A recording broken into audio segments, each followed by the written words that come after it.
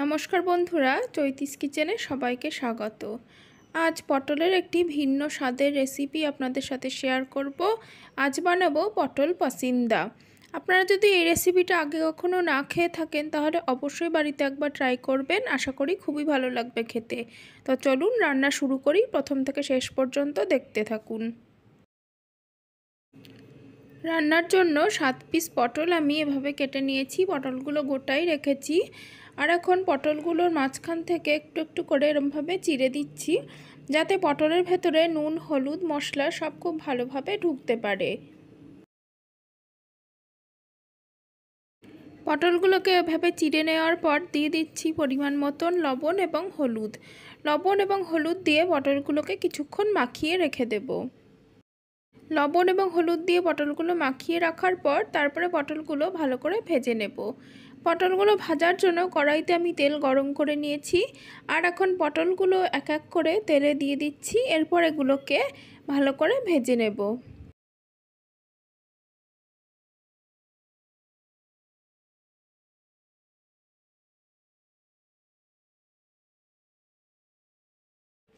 পটলগুলো দিয়ে কিছুক্ষণ নাড়াচাড়া করে নেব। আর ইতিমধ্যে পটলগুলো থেকে বেশ কিছুটা জল বেরিয়ে এসেছে, তো এই জন্য কড়াইটা ঢেকে দিলাম। কড়াইটা ঢেকে ঢেকে বারবার পটলগুলোকে ভেজে নেব। তবে পটলগুলোকে খুব বেশি লাল করে ভাজবো না, হালকা ভেজে নেব। ঢাকনাটা তুলে নিয়ে পটলগুলোকে এপিট ওপিট ভালো করে ভেজে নিচ্ছি।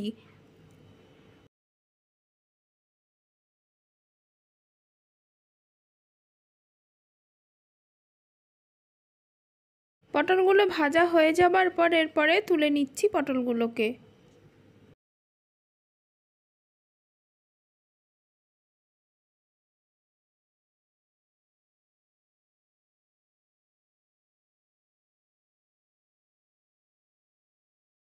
পটলগুলো তুলে নেবার পর ওই তেলেই আমি ফোড়ন দিয়ে দিচ্ছি লবঙ্গ, এলাচ আর দারচিনি।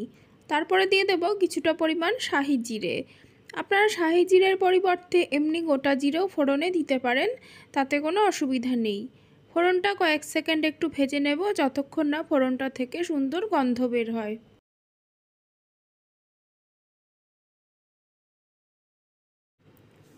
ফোড়নটা কিছুক্ষণ ভাজা ভাজা হয়ে যাবার পর দিয়ে দিচ্ছি দুটো মিডিয়াম সাইজের কুচিয়ে রাখা পেঁয়াজ।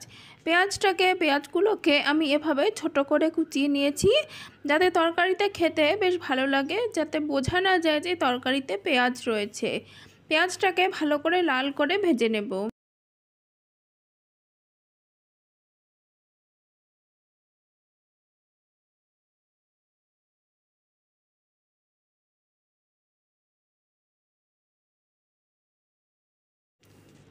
পেঁয়াজটা লাল করে ভাজা হয়ে যাবার পর দিয়ে দিচ্ছি কিছুটা পরিমাণ কাশ্মীরি লঙ্কার গুঁড়ো।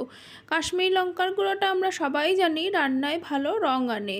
তো কাশ্মীরি লঙ্কার গুঁড়োটা যদি প্রথমেই তেলের ওপরে দিয়ে দিই তাহলে রান্নার রংটা আরও বেশি ভালো আসে। তো কাশ্মীরি লঙ্কার গুঁড়োটা দিয়ে দেবার পর এবার দিয়ে দিচ্ছি আদা, রসুন, টমেটো ও কাঁচা লঙ্কার পেস্ট। এবার সমস্তটা খুব ভালোভাবে মিশিয়ে নিচ্ছি। এরপর একে একে আমি গুঁড়ো মশলা অ্যাড করছি। দিয়ে দিলাম হলুদ, ধনের গুঁড়ো, তারপর দিচ্ছি 1 চামচ জিরের গুঁড়ো। এরপর সমস্ত মশলাটা খুব ভালোভাবে আমি মিশিয়ে নেব।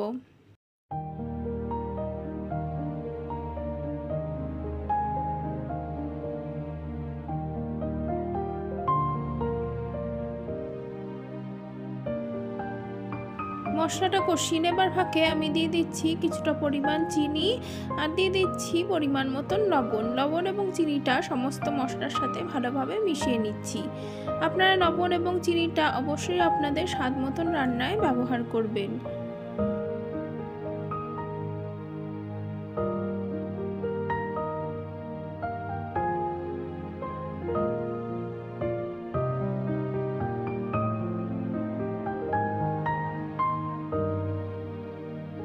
মশলাটা কিছুক্ষণ কষিয়ে নেবার পর এখন দিয়ে দিচ্ছি 2 চামচ ফেটানো টক দই। টক দইটা যখন দেব তখন গ্যাসের আঁচটা সবসময় লোতে রাখবো। লোতে রেখে এভাবে ক্রমাগত নেড়ে যাব, যাতে টক দইটা ফেটে না যায়।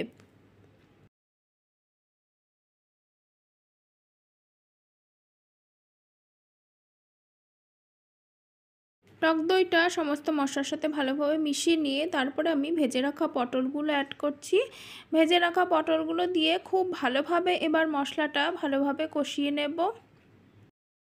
কড়াইটা ঢেকে দেব গ্যাসের ফ্লেমটা মাঝারি আঁচে রেখে। পটলগুলো এবং মশলাগুলো কষানোর ফাঁকে এখন আমি একটু মশলার পেস্ট তৈরি করে নেব। দিয়ে দিচ্ছি কিছুটা পরিমাণ চিনেবাদাম, আপনারা এখানে কাজু বাদামও দিতে পারেন। আর দিয়ে দিচ্ছি 1 কাপ সরযুক্ত দুধ। এই দুধ দিয়ে চিনেবাদামের একটা মসৃণ পেস্ট আমি তৈরি করে নেব। সুন্দর একটা মসৃণ পেস্ট তৈরি হয়ে গেছে, তবে দুধের পরিবর্তে আপনারা জল দিয়েও পেস্টটি বানাতে পারেন। দেখুন সমস্ত মশলাটা খুব সুন্দরভাবে কষানো হয়ে গেছে, মশলা থেকে তেলও ছেড়ে এসেছে।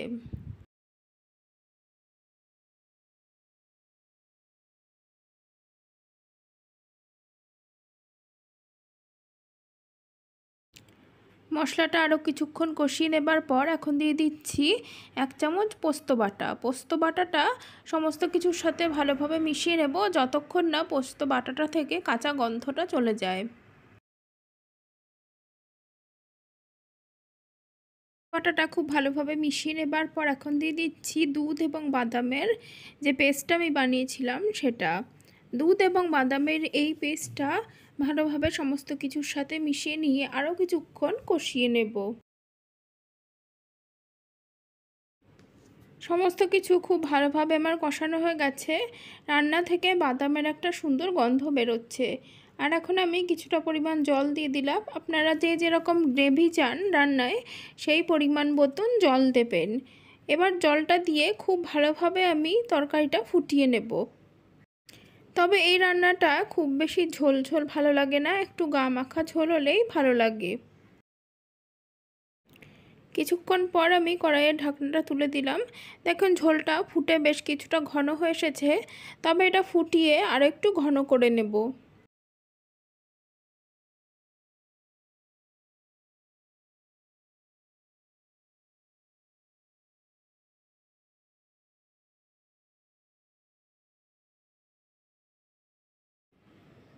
তরকারিটা ফুটে বেশ সুন্দর ঘন হয়ে এসেছে।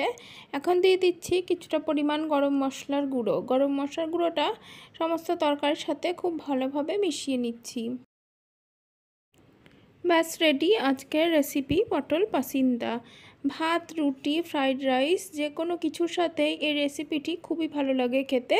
সার্ভ করুন গরম গরম।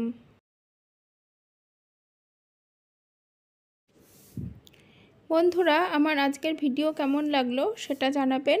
ভিডিওটি যদি ভালো লেগে থাকে তাহলে ভিডিওটিতে লাইক দেবেন, কমেন্ট করবেন আর আমার রান্না কেমন হয়েছে সেটা জানাবেন। আর যারা আমার চ্যানেলটিকে সাবস্ক্রাইব করেননি তারা চ্যানেলটি সাবস্ক্রাইব করে পাশে থাকবেন। ধন্যবাদ বন্ধুরা।